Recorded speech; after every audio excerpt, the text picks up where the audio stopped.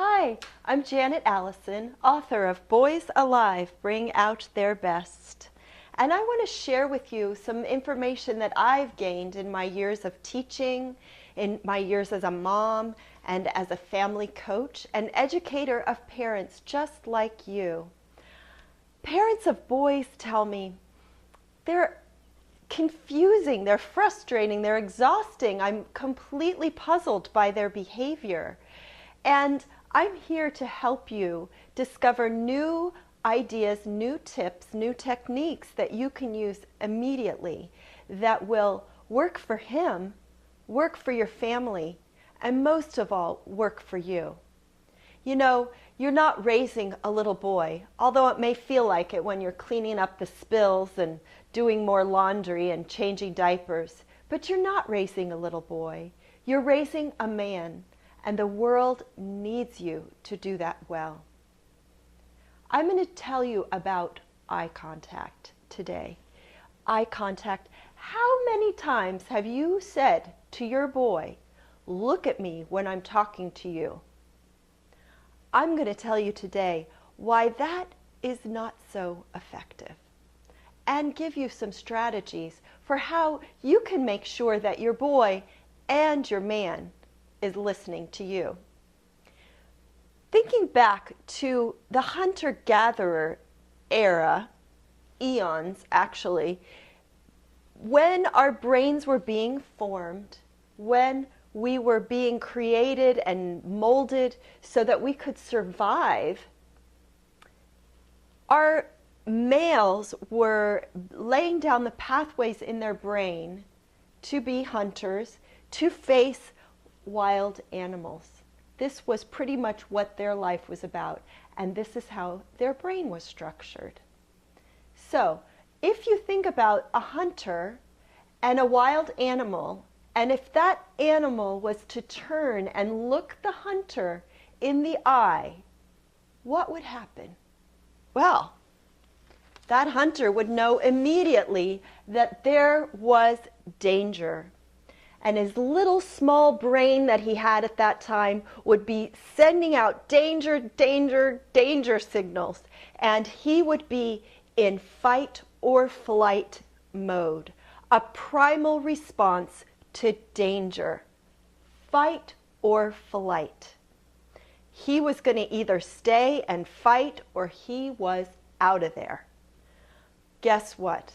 This is how we evolved. It's still happening today.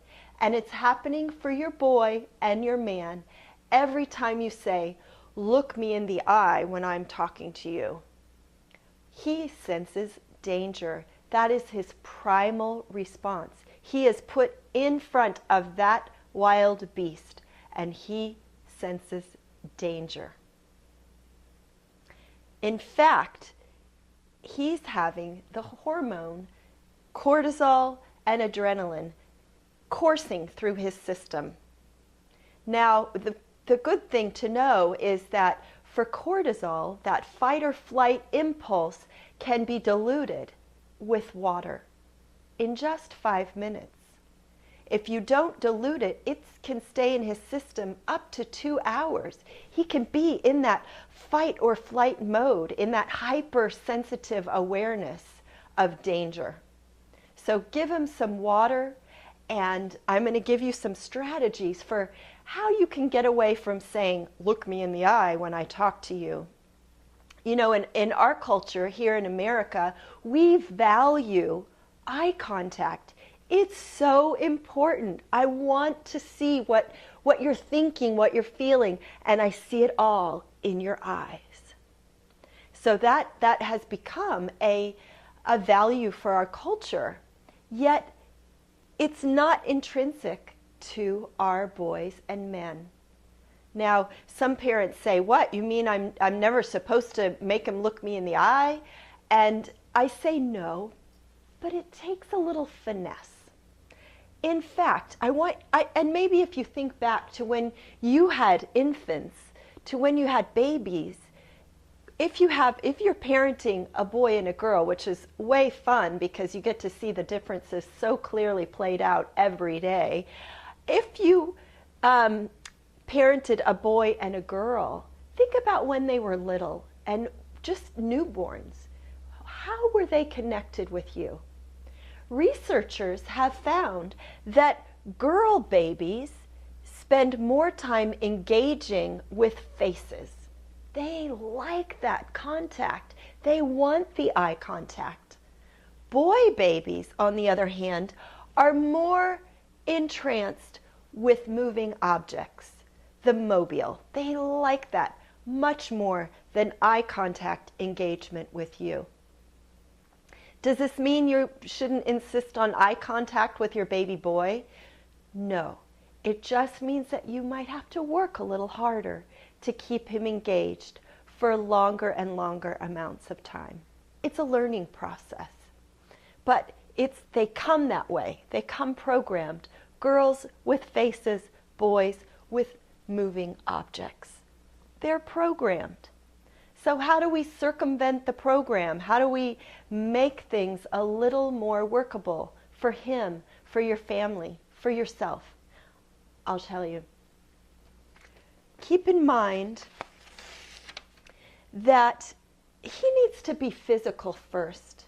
You know, say he's had a kerfuffle with his sister and he hit her over the head with a block, and you come in and you intervene and you say, well, tell me what happened and how are you feeling and you need to apologize. Well, likely you're not going to get anywhere with your boy until you say, go outside and shoot some hoops and then come back. If you let him go and be physical first, he can come back and engage with you and be able to talk more readily. Now, talking, not looking you in the eye, but still knowing and addressing the situation that just happened. So we have to get a little bit more relaxed about that direct eye contact. But you can facilitate it by having him be physical first. Another way to keep eye contact as not a priority, another way is to be close to him, touch him, put your hand gently on his shoulder, or sit next to him side by side in all communication with your boy, with your man. Shoulder to shoulder contact proves time and time again he's more able to open up.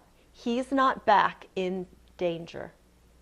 So side by side, a light touch on his shoulder, maybe your thighs are touching, maybe you're playing footsie, some kind of contact and closeness, not eye contact. And this mode of being shoulder to shoulder can actually be heightened and facilitated by doing something together. Do something. Wash the dishes. Watch a program. Play Lego side by side, shoulder to shoulder. Not looking, you'll find that he'll be able to talk more and he'll be engaged if you're doing something together. If he has to be somewhere in church or a meeting or a long family dinner or, you know, anything where he is required to sit still, be socially acceptable, give him something to do with his hands so he does not feel the need or the pull to make eye contact. Let him be busy with his hands. You can have a squeeze ball, he can have a yo-yo, he could have even ripping paper. Just doing something with his hands seems to kind of open up the other ways to relate and bring information in. Let him be busy. I had a mom once I was speaking on this topic, and she said she's in business with her husband and they would have business meetings. And during the business meetings, he would be playing on his iPhone, and she would get so angry and hurt and frustrated by his seeming inattention playing with this iPhone. And Afterwards, though, she would ask him, you know, what did we talk about? What did we decide? And he could say. He totally knew what was going on. He just needed to have his hands busy and not to make direct eye contact with her. So let his hands be busy. Be okay that he's not looking at you. And I've said it before, I'll say it again, less words for your boy, less words for your man. You're gonna get much further down the road if you can save the chatty dialogue for your girlfriends and be very direct and specific in your conversations with your boy. Very direct, very specific, few words. We overwhelm our boys and men with our words. So less words will help him be connected to you. And finally, adjusting your expectation. Again, like I said with the woman who was in the business meeting with her husband, adjusting your expectation, not requiring direct eye contact, especially if it's a stressful moment, if he's in trouble or, you know, something is emotional for him. Be okay with these other ways of relating. It doesn't always have to be direct eye contact. Now, one thing that moms will often relate to me is, wow, this works great with my partner. And you will find, and indeed I encourage you to test it out, you will find that you have better conversations with your husbands, with your boyfriends, when he's driving. You're in the car side by side. He's looking ahead. He's doing something. He doesn't have to look at you and feel this primal sense of danger.